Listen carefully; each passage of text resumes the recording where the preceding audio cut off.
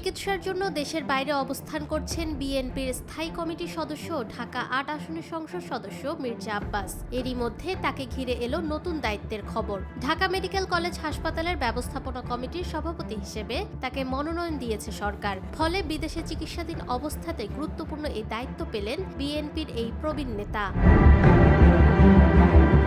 বৃহস্পতিবার স্বাস্থ্য ও পরিবার কল্যাণ মন্ত্রণালয়ের স্বাস্থ্যসেবা বিভাগের উপসচিব কাজী শরীফুদ্দীন আহমেদের স্বাক্ষরিত একটি চিঠি ঢাকা মেডিকেল কলেজ হাসপাতালের পরিচালক ব্রিগেডিয়ার জেনারেল ডাক্তার মোহাম্মদ আসাদুজ্জামানের কাছে পাঠানো হয়েছে। চিঠিতে জানানো হয়, সরকারের নির্দেশক্রমে হাসপাতালের ব্যবস্থাপনা কমিটির সভাপতি হিসেবে মির্জা আব্বাসকে মনোনয়ন দেওয়া হয়েছে। এ নিয়োগের মাধ্যমে দেশের অন্যতম বৃহৎ সরকারি হাসপাতালের প্রশাসনিক কার্যক্রমে তার নেতৃত্ব যুক্ত হচ্ছে।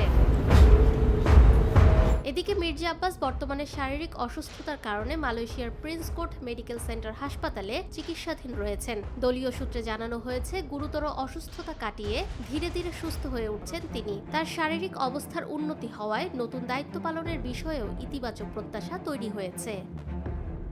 ফাহমিদা বিনতে আনোয়ার, নিরপেক্ষ। নিরপেক্ষ, সত্য প্রকাশে আপোষহীন।